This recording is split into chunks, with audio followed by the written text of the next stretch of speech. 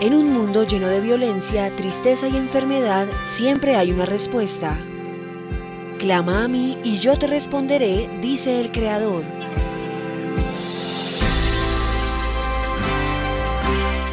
El Tabernáculo de la Fe presenta un mensaje de esperanza. Estamos dedicados en estos días, desde el comienzo del año, de revisar los fundamentos sobre los cuales la fe cristiana ha sido establecida en la tierra. Decía hace 8 días que uno de los desafíos que tenemos, que muchos nos dicen en el momento que estamos viviendo, es la necesidad de actualizar la iglesia y poner al día con todo lo que está pasando en el mundo. Y creo que tiene cosas buenas. Pero la gran necesidad de la iglesia no es actualizarse, sino regresar al fundamento que Dios estableció desde un principio hace 2000 años. Los fundamentos que Dios estableció es lo que tenemos que revisar si estamos en ellos o no. No si estamos en armonía con las circunstancias del mundo, aunque claro, no es malo poder utilizar todos los medios de comunicación que tenemos, las redes, en fin, todo eso es bueno. Pero el fundamento de la iglesia no puede cambiar. Tiene que ser el mismo, tenemos que regresar, revisar, a ver qué fue lo que aconteció. Y precisamente durante varios meses vamos a estar trabajando sobre lo que mal llamado se dice en el mundo, el Sermón del Monte. Y dije que es mal llamado de esa manera porque no fue un sermón lo que Jesús predicó. Fue una enseñanza que Él dio que es diferente, la enseñanza es diferente al sermón. Fue una enseñanza que Él dio. La enseñanza normalmente será abierto a todo mundo, pero la predicación será abierto, o el sermón será abierto a todo el mundo, pero la enseñanza va dirigida a unas personas en particular. Jesús dirigió la enseñanza allá en el monte frente a Galilea a sus discípulos. Y le dijo a los discípulos cómo tenían que vivir, cómo debían de andar ellos en la tierra. Y como consecuencia, las enseñanzas, como llamamos a las enseñanzas de Jesús a sus discípulos, basadas en Mateo capítulo 5, 6 y 7, fueron dadas no solamente para ellos, sino para la iglesia en todas las edades. Estas enseñanzas que encontramos en Mateo 5, 6 y 7, no las puede vivir el hombre o la mujer que no tiene a Jesucristo, que no ha nacido de nuevo. Por más que desee, por más que quiera, no puede. Los únicos que pueden vivir esas verdades que encontramos son los que tienen a Cristo en su corazón, los que han nacido de nuevo, los que han entrado por la puerta estrecha y deciden caminar por el camino angosto. Son los únicos que pueden hacerlo. Los que tienen otro concepto en la vida no pueden hacerlo. Por lo tanto, el capítulo 5, 6 y 7 de Mateo no es dirigido a todo mundo, sino directamente a los seguidores de Jesús, a los que son sus discípulos, nada más. Y tenemos que poner atención a lo que el Señor nos dice. Llevamos ya el mes de enero, lo que va corrido de febrero, hablando de los primeros versículos de las enseñanzas de Jesús a sus discípulos. Cuando estudiamos la historia, nos damos cuenta esos fundamentos que ellos tenían en su vida, que les permitió confrontar cualquier dificultad que pasara en la tierra. Igual lo que está pasando en otros lugares de la tierra hoy en día, es porque ellos están pasando por esas pruebas con victoria y con triunfo, a pesar de lo que hoy está sucediendo en algunos países del mundo. Algo similar nosotros vivimos en 1950, 1960, 1940, lo que se llamó la época de la violencia en Colombia, y mucho antes, natural, vivimos situaciones similares en nuestro país. Hoy en día, ser cristiano en Colombia es, como decimos, de caché, ¿sí? Ser cristiano, muy especial. Pero tenemos que tener cuidado, porque tenemos que revisar los fundamentos sobre los cuales está basada mi confianza en Dios. Algunos basan su confianza en pensar que Dios los va a prosperar en los negocios y entonces con base a eso edifican su vida. Es un fundamento malo, es un fundamento falso completamente. No estoy diciendo que Dios no quiere prosperar. No estoy diciendo que Dios no va a llevar adelante a los hermanos en todo lo que emprendan. Claro que los va a bendecir, pero no puede ser ese el fundamento. No, hoy en día lo que se llama la teología de la prosperidad, se le dice que si una persona hace ciertas cosas y sobre todo si da dinero, entonces va a prosperar en todo. Y basado en ese tipo de situaciones, edifican su vida muy peligroso.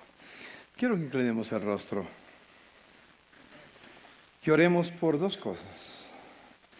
Oremos por aquellos que en alguna parte de la tierra están sufriendo esas situaciones que miramos, que están pasando por luchas difíciles. Están siendo quemados vivos, están siendo degollados, pisoteados, ultrajados. Oremos por ellos. Y en segundo lugar, quisiera que oráramos por nosotros, como iglesia. A veces siento que nuestro evangelio es light, es decir, muy suave, sin compromiso. Tratamos de evadir la responsabilidad. Que Dios nos ayude. Señor Jesús, invocamos tu nombre, pidiéndote tu poder y tu gracia sobre aquellos hermanos que hoy mismo están pagando con su vida el hecho de ser cristianos, el hecho de ser tus discípulos. No han hecho nada malo. Han hecho bien a sus semejantes, les traen un mensaje de esperanza. Sin embargo, los persiguen, los ultrajan, los matan. Quieren aniquilarlos de la tierra, Señor. Señor, esa tierra que ha sido empapada de sangre de los mártires de tu pueblo, florezca, Señor mío. Y como decía uno de los patriarcas, que la sangre de los mártires se convierta en la semilla del Evangelio y crezca tu palabra, crezca el Evangelio del reino en esas naciones como nunca antes, Señor, hasta que toda la tierra sea llena de tu gloria. Señor, al orar por ellos, oramos por nosotros, Señor mío. Como el que narraba nos decía muchas veces, entre nosotros nos miramos con desprecio, una iglesia con otra compite y otras circunstancias adversas. No puede ser, Señor mío. Permítenos revisar los fundamentos de la fe cristiana y edificar nuestra fe, no en nuestra conveniencia, sino en tu gloria, Señor mío. Señor, bendigo a todos los miembros de esta comunidad Tabernáculo de la Fe, pero no solamente a los miembros de esta comunidad, sino a toda la iglesia en Colombia, a toda la iglesia en la tierra. Señor, que podamos ser sal, que podamos ser la luz, que podamos ser el modelo que tú tienes para esta generación. Señor, tú amas la raza humana, pero Señor, tú quieres que todos procedan al arrepentimiento y somos nosotros, la iglesia, los que tenemos que llevar el mensaje tuyo.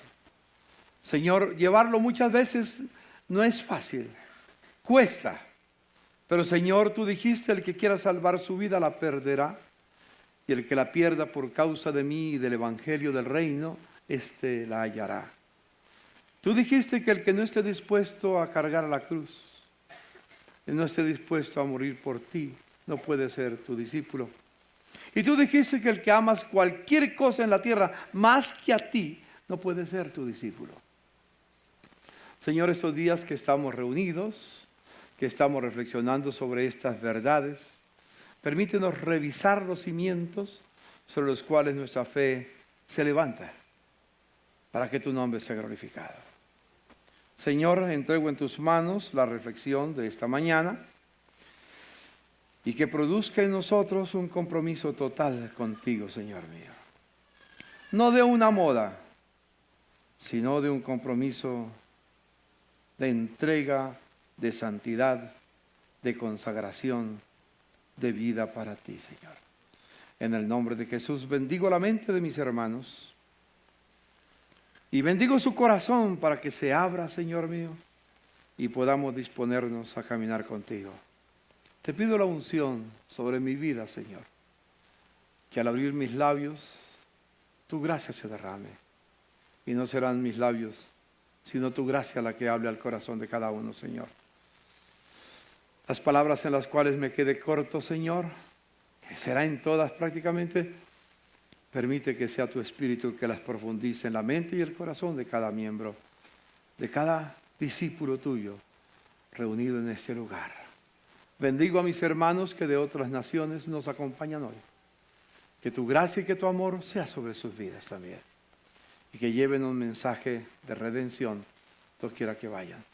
En Cristo el Señor. Amén. Amén. Hemos estado mirando las Escrituras en Mateo capítulo 5, inicialmente versos 1 al 12. Cuando Jesús vio las multitudes, subió a la ladera de una montaña y se sentó. Y sus discípulos se le acercaron. Y tomando él la palabra, comenzó a enseñarles, diciendo: dichosos los pobres en espíritu, porque el reino de los cielos les pertenece.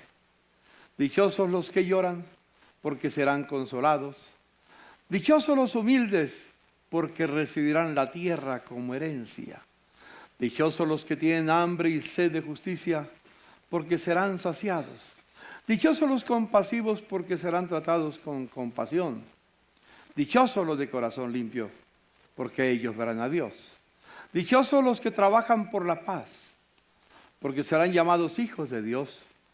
Dichosos los perseguidos por causa de la justicia, porque el reino de los cielos les pertenece. Dichosos serán ustedes cuando por mi causa la gente los insulte, los persiga y levante contra ustedes toda clase de calumnia. Alégrense y llénense de júbilo, porque les espera una gran recompensa en el cielo. Así también persiguieron a los profetas que los precedieron a ustedes. Estos son los 12 primeros versículos que estamos compartiendo en estos días que vienen. Y después seguiremos con el resto de los capítulos 5, 6 y 7 de Mateo. Dije en oportunidades anteriores, hablamos de los pobres en espíritu. ¿Quiénes son los pobres en espíritu? No habla de los pobres que tienen dificultades económicas, no está hablando de ellos. Está hablando de los pobres en espíritu. ¿Y quiénes son los pobres en espíritu? Como lo hemos visto, son aquellos que reconocen su miseria espiritual, que saben que no hay nada en ellos que les haga merecer el amor o el perdón de Dios. No hay nada en tu vida, no hay nada en mi vida, no hay nada en ningún ser humano que le haga merecedor del sacrificio de Cristo, que le haga merecedor del amor y del perdón de Dios. Es solo por su gracia nada más. Jesús dice: bienaventurados los que reconocen esa pobreza espiritual que tienen, esa miseria espiritual que les acompaña. Después miramos, dichosos los que lloran. ¿Quiénes son los que lloran? No son los que lloran por la muerte de un ser querido, que seguro que tiene algo que ver con eso, pero es más bien los que lloran al ver su propia condición. Que hay cosas, como Pablo, que lo mencionamos, que queremos hacer y no podemos. Y hay cosas que no queremos hacer y las hacemos. Yo sé que muchos de ustedes han prometido muchas cosas al Señor. Yo conozco personas aquí que me han dicho en su jubilación. Me dicen, por ejemplo: pastor, mire, me voy a jubilar. Y después de que me jubile le voy a servir al Señor. Se jubilan y se olvidan del Señor. Ahora sí, espero que nadie aquí espere a jubilarse para servir al Señor. Es decir, desde que conocemos al Señor, estamos para servir a Él. No espere un día mejor. Muchos de ustedes seguro que han hecho propuestas, propósitos en su vida para hacer lo que a Dios le agrada, pero ven en el camino que hay algo que se les opone, les impide, especialmente sus deseos naturales. Entonces los que lloran son los que son conscientes del horrible rostro del pecado que vive en nosotros. Y hablamos de la diferencia entre pecado y pecados. Los pecados son el fruto, el pecado es la raíz que está en nosotros y que nos llevan a mirar. Los primeros son los que con convicción reconocen su pobreza. Los segundos son los que tienen no convicción, sino que a la convicción le añaden un paso más, que es contrición. Y gimen, diciendo: miserable de mí, ¿quién me librará de este peso de muerte que me acompaña? Porque ninguno de nosotros hemos sido liberados del pecado que está en nuestra naturaleza humana.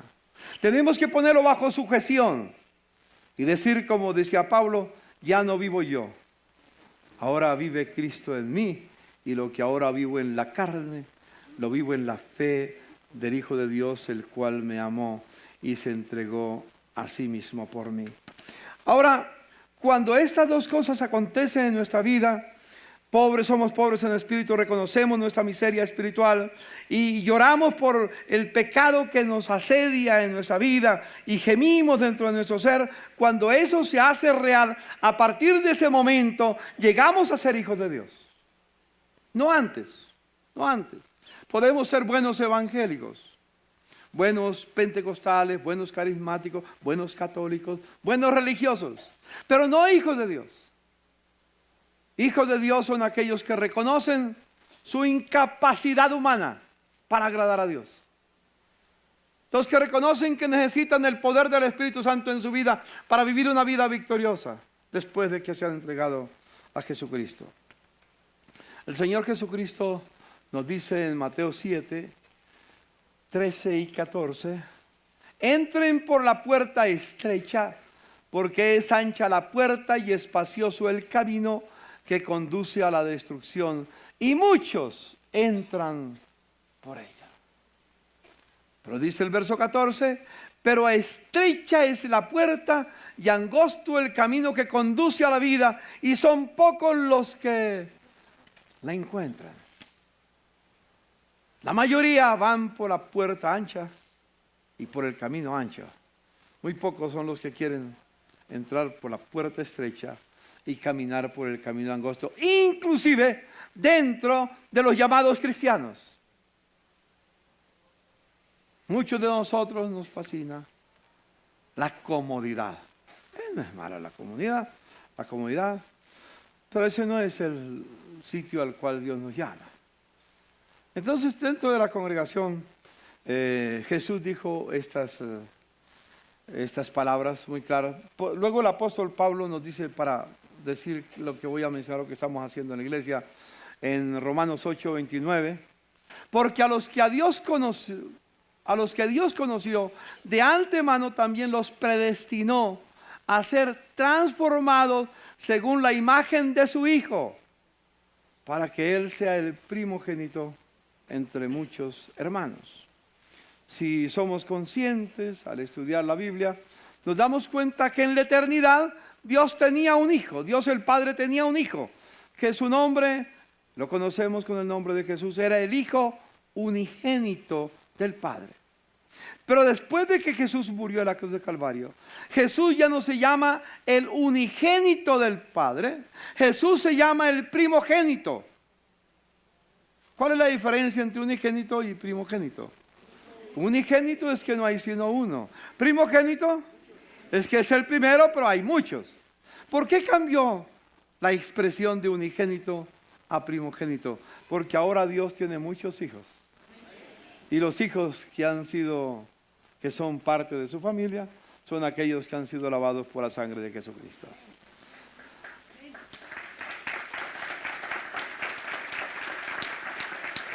En alguna oportunidad les mencionaba que imaginándome la eternidad, imaginándonos la eternidad, supongamos que tenemos la máquina del tiempo y podemos llegar antes de la creación, antes de la fundación del mundo, y vemos a la Trinidad, vemos al Padre, al Hijo y al Espíritu Santo en su vida que han vivido, que no podemos descifrar ni podemos decir cómo es.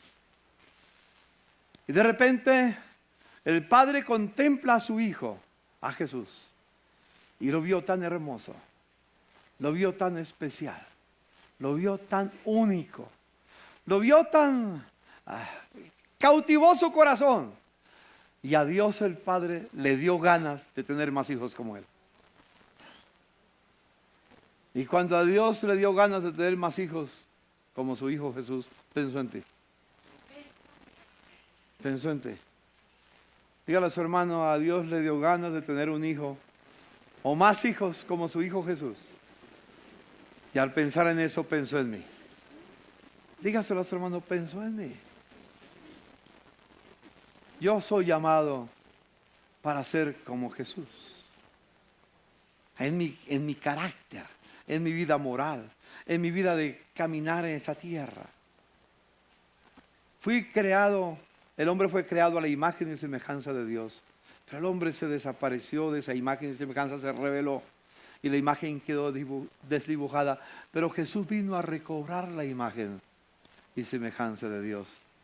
Y Dios quiere que la tierra sea llena de hombres y mujeres que llevan la imagen de Jesucristo. Amén. Dios quiere que Bogotá sea llena de hombres y mujeres que reflejan en su vida, en su carácter, en su manera de vivir la imagen de Jesús. Y cuando alguien pregunta, ¿y cómo son los hijos de Dios? Pueda decir, mírame a mí. Yo reflejo a Jesús. ¿Podrías decirlo hoy en día? Debemos decirlo. Pero quizás eso no es la intención. Yo tengo la intención de matar, perdónenme la expresión, de matar toda intención de pensar que yo merezco el amor de Dios. La intención de la enseñanza es matar cualquier esperanza que tengamos de que Dios debe sentirse orgulloso porque yo soy su hijo. Lo que soy, lo soy no por lo que yo he hecho, sino por lo que Jesús hizo. No por mis obras, sino por su gracia. No más. Soy lo que soy por la gracia de Dios. No más. ¿Me ayudas? Le dice a la persona que está a su lado, soy lo que soy por la gracia de Jesús. Los de arriba pueden decirlo, solo por la gracia. Nada más que por la gracia. Espero que un día se termine en nosotros todo orgullo y toda soberbia pensando que Dios debe sacar pecho de tenerme a mí como su hijo. No, más bien pedir al Señor que me ayude. Hemos dividido el trabajo, lo que llamamos la ruta de capacitación, y queremos que toda la iglesia pase por ese proceso. Muchos han pasado, pero queremos que lo repasen otra vez. Que vuelven, porque no es una doctrina simplemente, no es una simple enseñanza que estamos dando para que quede en la cabeza. No estamos pensando en el concepto griego de acumular conocimiento en la memoria, en la cabeza, sino que baje al corazón. ¿Sabes que lo más difícil, el camino más largo en la vida de un ser humano es de la mente al corazón? Y es solamente una pulgada larguita lo que hay de la mente al corazón. Y es lo más difícil. Tú lo puedes tener acá.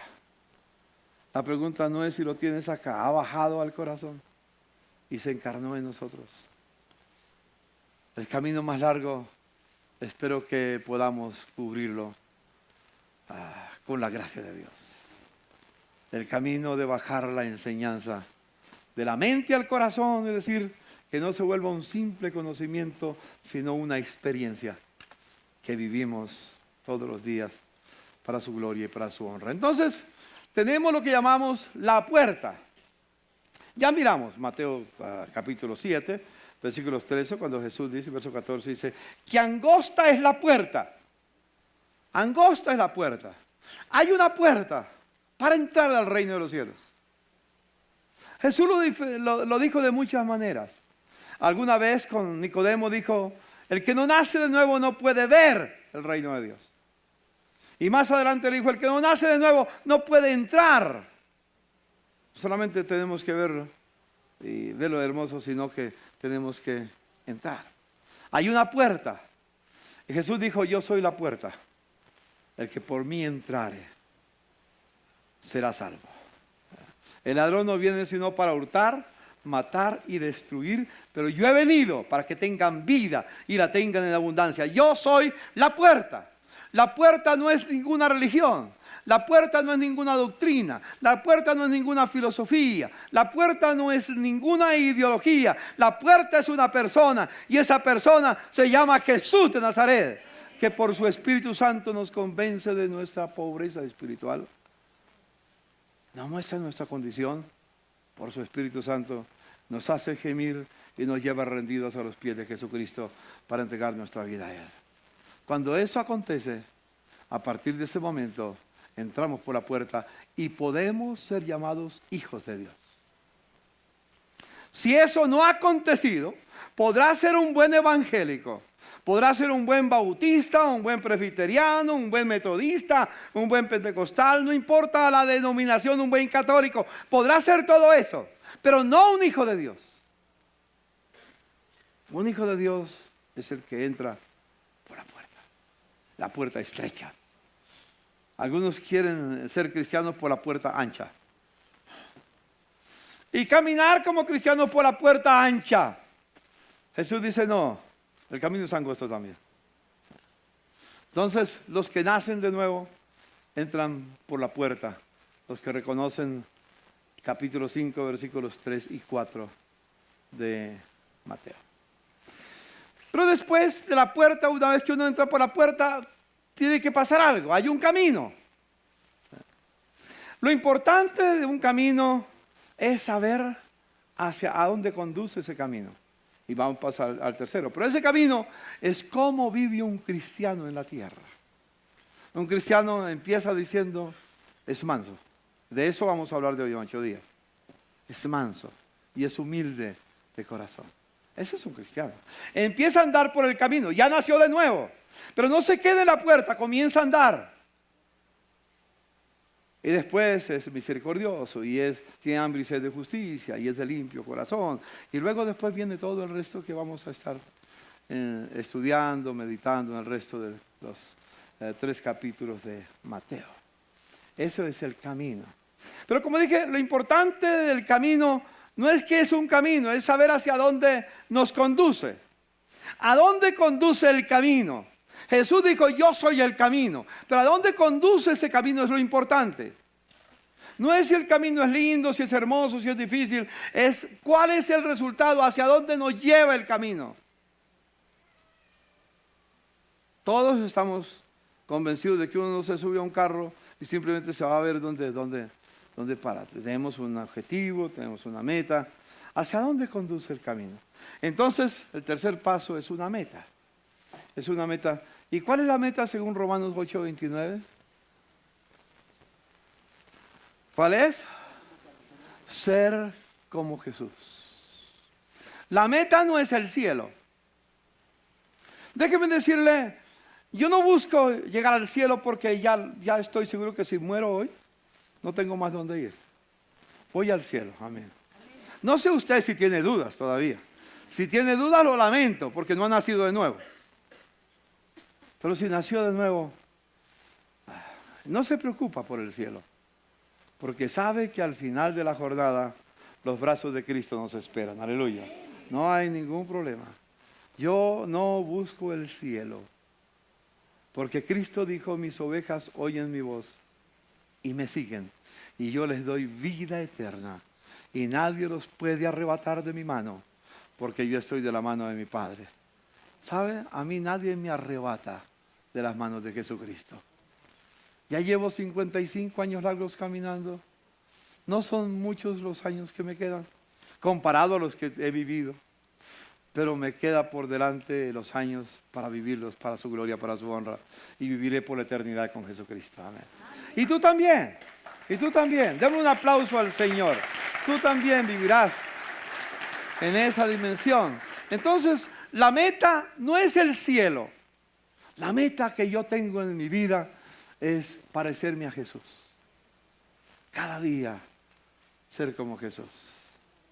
Me falta todavía. Me falta mucho. Yo creo que ustedes ya lo alcanzaron. Yo no. Yo estoy en proceso. Los que estén en proceso digan yo también. Levanten la mano. Bueno, pero estamos en el camino. Y tenemos una meta. Carlitos, ¿ya lo alcanzaste? Todavía no. Hay una meta. Ser como Jesús. ¿Qué meta gloriosa? Amar como Jesús. Servir como Jesús. Vivir como Jesús. Perdonar como Jesús. En todo, en la vida, ser como Jesús. Jesús, por ejemplo, vivió para agradar a su Padre Celestial. Mi meta en la vida es vivir para agradar a mi Padre Celestial. ¿Esa es tu meta? Dígale a tu hermano, mi meta es vivir para agradar a mi Padre Celestial. Amén. Esa es la meta. La meta de los jóvenes no es ser un profesional, sean profesionales. Pero esa no es la meta. Tú ya eres ingeniera industrial. Pero esa no es la meta de tu vida. Va a ser un medio importantísimo, claro que sí. Vas a utilizar tu profesión para llevar el mensaje de Cristo a través de lo que tú ejerces y tu vida y todo. Hermosísimo. Y te bendigo una vez más. Pero la meta, Paola, en tu vida es ser como Jesús. Amén. Amén. Mire a su hermano y dígale, la meta tuya es ser como Jesús. Igual que la mía. Si tenemos esto en mente claro, entonces estamos regresando al fundamento. Si no tenemos esto claro, estamos perdidos en el camino. Y entonces cogeremos cualquier camino en la tierra. Andaremos por cualquier senda. La tierra será llena de la gloria del Señor, llevada por aquellos que se parecen a Jesús. Colombia tiene supuestamente 47 millones de habitantes. ¿Cuántos de esos millones, mientras que nosotros estemos aquí en la tierra, van a llevar la imagen de Jesús? Por lo menos va creciendo la imagen de Jesús en sus vidas. Sí. Como dije la otra vez, espero que cuando nosotros terminemos la jornada de nuestra vida aquí en la tierra, el mundo quede mejor de lo que estaba cuando lo encontramos. Una pregunta, ¿el mundo quedará mejor con los años que tú viviste en la tierra? ¿Mejor de lo que lo encontraste? ¿O seguirá igual? ¿O seguirá peor? Es una buena pregunta, ¿no es cierto? Una buena reflexión, una meta, que el mundo quede mejor que cuando yo vine a esta tierra. Que mi presencia haya sido de victoria. Que mi presencia en la tierra no haya sido en vano. Que dejo una huella para que el Señor sea glorificado. Y mi patria sea mejor. Y mi Colombia sea mejor. Y la tierra sea mejor. Y Cristo sea glorificado. Amén. Bendito el nombre del Señor.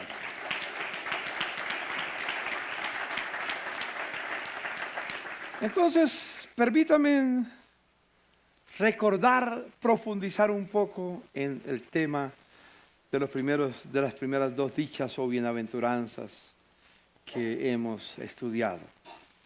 Lo primero que quiero decir es que el hombre por naturaleza, el hombre o la mujer, es incapaz por sus propios medios de buscar a Dios. El hombre por sus propios medios es totalmente incapaz.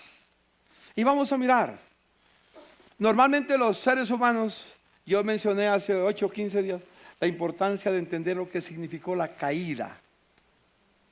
El pecado, el primer pecado, la entrada del pecado en la tierra.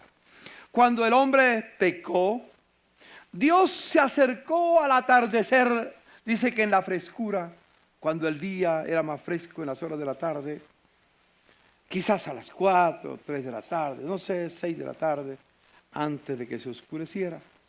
Y apareció en el Edén y dijo a Adán, ¿dónde estás tú? Porque Adán estaba escondido. ¿Dónde estás tú? Es la pregunta de Dios a Adán. La pregunta es que uno se hace, ¿Dios no sabía dónde se había escondido? Claro que Dios sabía dónde era. Pero con esa pregunta, ¿dónde estás tú?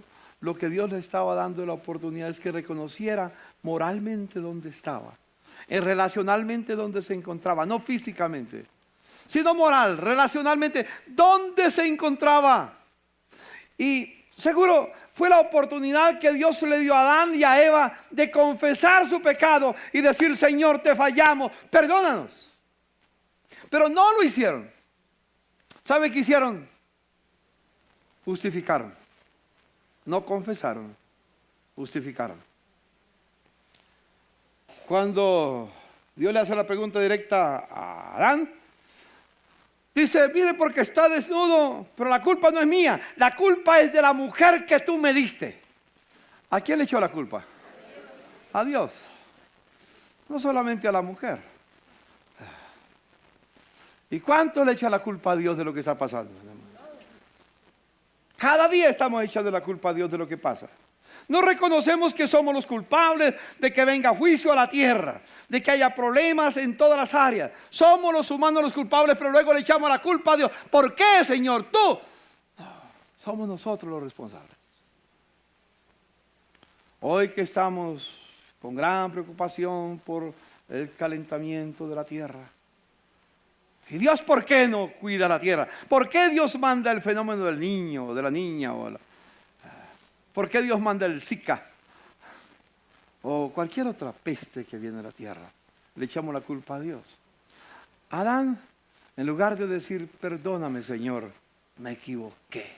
Tomé el camino equivocado. Me rindo a ti, reconozco mi miseria. Reconozco mi pobreza. Le echó la culpa a Dios y después a su cónyuge. Y después le pregunta a la mujer: ¿y qué hiciste tú? Señor, la serpiente me engañó.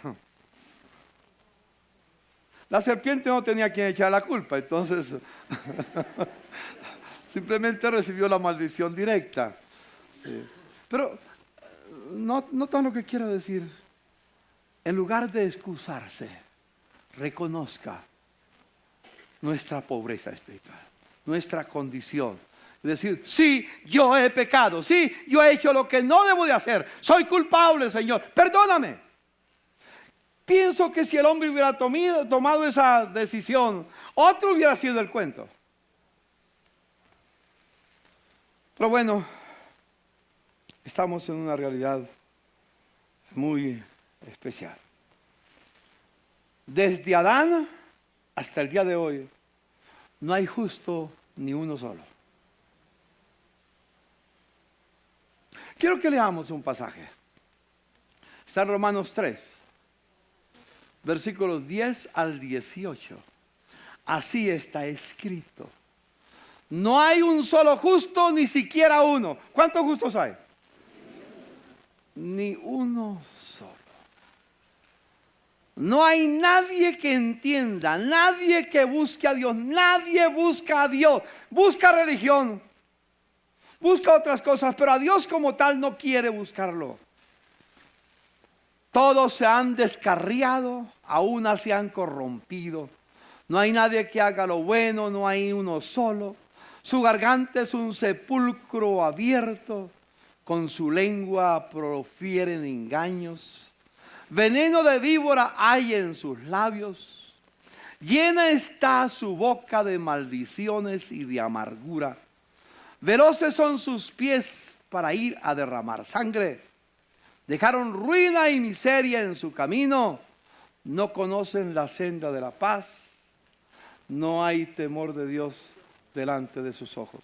Aquí el apóstol Pablo, por el Espíritu Santo, hace una radiografía de la raza humana. Y al hacer la radiografía, demuestra la condición de toda la raza humana. No importa si es negro o es blanco. No importa si es rico o es pobre. No importa si tiene bienes de este mundo o no tiene. No importa en qué estrato, como dice nuestra sociedad, vive. No importa el carro que tenga ni el lugar en que viaje en avión. No importa la condición social que tenga. Todos hemos pecado. Y todos merecemos el juicio de Dios. No hay nadie que merezca el perdón de Dios. Todos merecemos el juicio de Dios. Esto nos gusta en el pensamiento humanista en que vivimos, en que el hombre se cree superior. Pero esta es la radiografía que Dios nos da de lo que es el hombre. Luego, en el libro de Efesios, el apóstol sigue profundizando en el tema en otras palabras y nos dice, en otro tiempo ustedes, le dice Pablo a los de Éfeso, en otro tiempo ustedes estaban muertos en sus transgresiones y pecados. ¿Cómo se encontraban los de Éfeso antes de conocer a Jesús? Muertos. Y la pregunta, ¿cómo se encontraban ustedes? ¿Cómo me encontraba yo antes de encontrarme con Jesús? Muertos, muertos. No heridos, no débiles, no enfermos, muertos. Muertos. En sus transgresiones y pecados, en los cuales andaban conforme a los poderes de este mundo y se conducían según el que gobierna las tinieblas, según el espíritu que ahora ejerce su poder en los que viven en la desobediencia.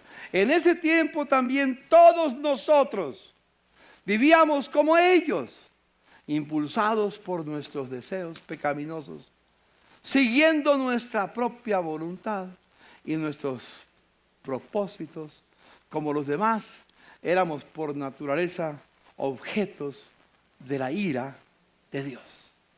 ¿De qué es el mundo objeto? ¿De qué era yo objeto antes? Hoy ya no soy objeto de la ira de Dios. Hoy soy un blanco perfecto para que el Señor derrame su amor sobre mi vida. Amén. Hoy soy objeto del amor de Dios. Y tú también. Dígale, yo soy objeto del amor de Dios. Antes era objeto de la ira de Dios, pero ahora Dios me ha perdonado y ahora vivo una vida diferente. Este pasaje nos dice que el hombre, sin haber nacido de nuevo, sin haber reconocido su pobreza y haber gemido por su condición de pecador, está muerto, está bajo el poder satánico y vive de acuerdo a sus placeres sensuales. Vive para hacer lo que le agrada a él, no lo que le agrada a Dios, lo que le agrada a él. Vive por los placeres sensuales, no sexuales. Incluye lo sexual, pero es más que lo sexual. Vive por sus 5 sentidos, dijéramos. Vive por lo que los ojos le atraen. Sí. Vive por el olfato, lo que percibe. Vive por lo que oye, su oído, lo que le gusta a él en todo su sentido. Vive por el tacto en su vida. Esa es la condición del ser humano. Vive para satisfacer sus deseos sensuales, lo que agrada a la carne, nada más. En Romanos 8:7, por ejemplo, dice el mismo apóstol San Pablo, la mentalidad pecaminosa es enemiga de Dios. Recuerden que dije hace 8 días que todos tenemos 2 cosas. Una cosa es el fruto del pecado, otra cosa es el pecado en sí. Por naturaleza somos pecadores y luego damos fruto, cometemos pecados. Y no hacemos discriminación, una mentira, un engaño, una mala mirada a alguien, un deseo malo con otra persona, ya es pecado. No solamente pecado es matar o cometer adulterio o inmoralidad sexual. Cualquier desobediencia, cualquier transgresión es pecado, por pequeña que nos parezca, por pequeña que la cultura diga que es pecado. Y es igual de grave delante del Señor. Entonces, esos son los pecados. Pero pecamos, ¿por qué? Porque somos por naturaleza pecadores y damos fruto de pecado. Pero cuando estamos en Cristo, podemos crucificar nuestras pasiones con Cristo y decir, ya no vivo yo, mas vive Cristo en mí. Y lo que ahora vivo en la carne, lo vivo en la fe del Hijo de Dios, el cual me amó y se entregó a sí mismo por mí. No soy perfecto, pero pido al Señor que todos los días esta naturaleza mía esté crucificada con Cristo. Esté crucificada permanentemente. Entonces dice, la mentalidad pecaminosa es enemiga de Dios, pues no se somete a la ley de Dios, ni es capaz de hacerlo. El hombre por naturaleza no puede agradar a Dios, no puede obedecer a Dios. El Hijo de Dios sí puede, porque tiene el poder del Espíritu Santo, porque ha nacido de nuevo. Ya les diré otra cosa que pasa en esta persona. Ahora, Jesús dijo, nadie puede venir a mí sino lo atrae mi Padre que me envió, y yo lo resucitaré en el día postero. Jesús hace una declaración tajante. Nadie, no dice algunos, nadie puede venir a mí, a menos que el Padre haga una obra en él y lo traiga. Por su propia naturaleza, no puede. Y luego dice en San Juan 5:40, sin embargo ustedes no quieren venir a mí para que les dé, para tener esa vida o para que les dé vida eterna. El hombre ni quiere ni puede. ¿Por qué no quiere y por qué no puede? Porque está muerto. Pregúntele a un muerto si quiere. Pregúntele a un muerto si quiere caminar. No lo escucha. ¿Sí? Si quiere, si puede, no puede ni quiere. Así es el hombre por naturaleza. ¿Sabes, hermano?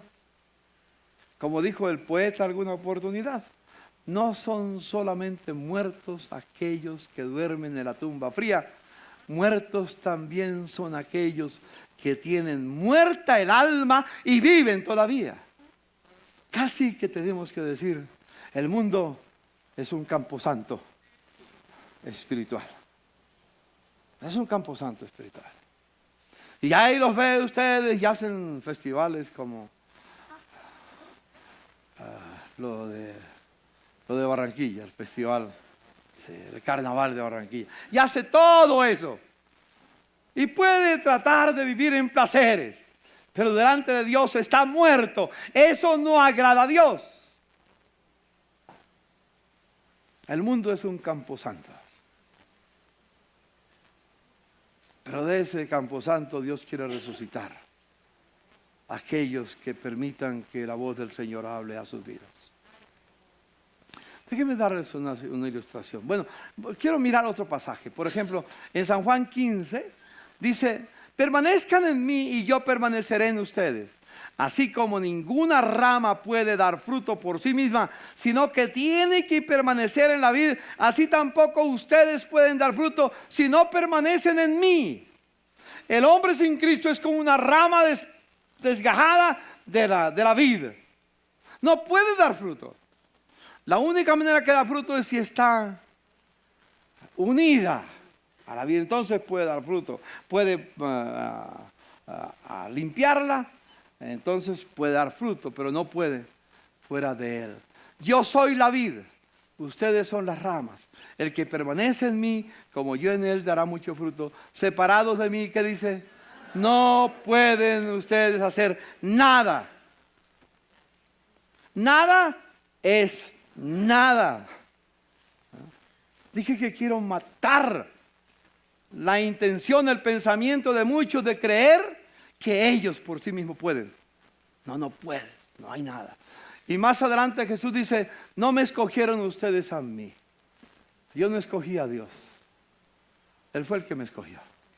Amén. Tú no escogiste al Señor. Si eres de Cristo, no eres de Cristo porque decidiste escogerlo. Eres de Cristo porque Él decidió escogerte. Y te convenció de pecado, de justicia y de juicio. Y te trajo a los pies de Jesucristo. No me eligieron ustedes a mí, sino que yo los he elegido a ustedes o escogido a ustedes y los comisioné para que vayan y den fruto, un fruto que perdure. Así el Padre les dará todo lo que pidan en mi nombre. Bueno, el tiempo se me va yendo. El objetivo que tengo es que ustedes puedan captar que lo que podemos tener es solo por su gracia. No más. No hay ninguna obra de justicia que yo pueda hacer. Déjenme ilustrarlo de esta manera. Ilustración que me ha acompañado por muchos años. Surge extraída de la Biblia. Jesús hizo muchos milagros. Entre los milagros que hizo, resucitó muchos muertos. No sabemos cuántos resucitó. Pero durante la vida de Jesús, los evangelios nos narran de 3 muertos que Él resucitó. Uno es una niña de unos 12 años posiblemente, que cuando Jesús se confrontó con ella estaba recién muerta, acababa de morir, se llamaba la hija de Jairo. Cuando Jesús llegó donde ella estaba ya sin vida, se podía acercar y tocarla y quizás todavía había calor en su cuerpo y su rostro era no tenía la sombra de la muerte, tenía color todavía. Parecía una niña que estaba dormida nada más, solamente dormida. Luego la Biblia nos narra de otra oportunidad que Jesús iba caminando y en el camino encontró a una viuda que llevaba a su hijo para enterrar. Era el hijo de la viuda de Naín. Ese ya llevaba unos 3 días de muerto. Si usted tuviera la oportunidad de acercarse al féretro y mirar el paciente que va allá, se da cuenta que tiene los ojos, las cuencas de los ojos hundidas. Y la palidez de la muerte ya está en él. Es decir, al verlo ya sabe que está muerto, no dormido. La niña parecía que estuviera dormida. No, ya se sabe que no hay nada que hacer. Y el tercer caso es Lázaro. Y cuando Jesús dijo, quiten la piedra, la hermana de Lázaro grita, no, porque ya hiede. Ya llevaba 4 días. Y ya, como hemos dicho, los gusanos habían hecho festín. ¿Sabes? Eso es un poco cruel, pero esa es la verdad. Los gusanos esperan hacer festín contigo. Dígale a su hermano que está a su lado. Los gusanos esperan hacer una fiesta conmigo. No sé si tienen invitados, pero la verdad es esa. La verdad es esa, ¿no? Ahora la pregunta sencilla. Son 3. La niña que recién acaba de morir, que te acercas, la toca, tiene calor y parece dormida. Aquel que va rumbo ya al camposanto y al mirarlo ya sabe que la palidez de la muerte está en él, no tiene duda. Y el tercero que ya hiede. La pregunta es sencilla. ¿Cuál de los 3 está más muerto? Todos iguales de muertos. La muerte ha hecho más efecto en unos que en otros, pero al fin y al cabo, asunto de tiempo. Y esos 3 representan simbólicamente 3 grupos de personas. Hay personas en la tierra que, como la hija de Jairo, son lindos, son hermosos, son puros, son diáfanos, son impecables, maravillosos. Hay otros que, como Lázaro, ya hieden. Y hay otros como el hijo de la viuda que no son ni como Lázaro ni como la niña, más o menos de la mitad. ¿A cuál de los 3 grupos perteneces tú? ¿A cuál? Bueno, pertenece, ahora tienes vida, amén, gracias, a ninguno, porque ya tienes vida. Pero ¿a cuál de los 3 grupos pertenecía? Usted pertenecía al grupo de aquellos que son puros, diáfanos, transparentes, hermosos. ¿Cuántos pertenecían a ese grupo? Bueno, ¿cuántos de ustedes pertenecían al grupo de Lázaro, que hiede? Bueno, gracias por ser honesto. Sí, sí. Hiede. Otros no, ni son como Lázaro ni como la niña, están en la mitad. Y me dicen, pastor, yo no soy tan malo como Julano, tan bueno como más o menos, estoy en la mitad. Más o menos. Posiblemente la mayoría aquí está entre los más o menos, pero igual de muertos. No hay en el ser humano nada que nos indique que por nuestra propia capacidad podemos acercarnos a Dios. Es solo por su gracia.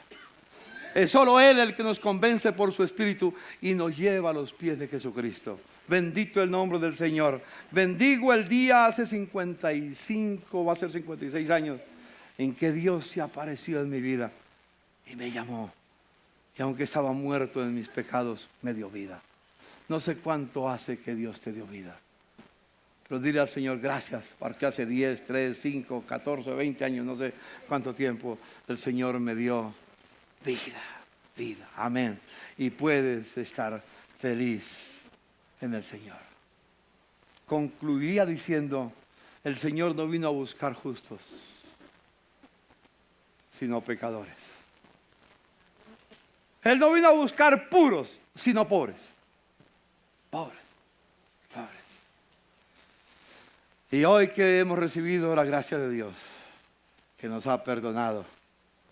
Nos ha dicho, una vez que confesamos nuestra pobreza y una vez que confesamos nuestra incapacidad y gemimos dentro de nosotros, Dios nos dice, el reino de los cielos te pertenece. Y nos dice, tus pecados te son perdonados. Aleluya. Ahora vivimos para el Señor. A Él sea la gloria. ¿Le das un aplauso al Señor?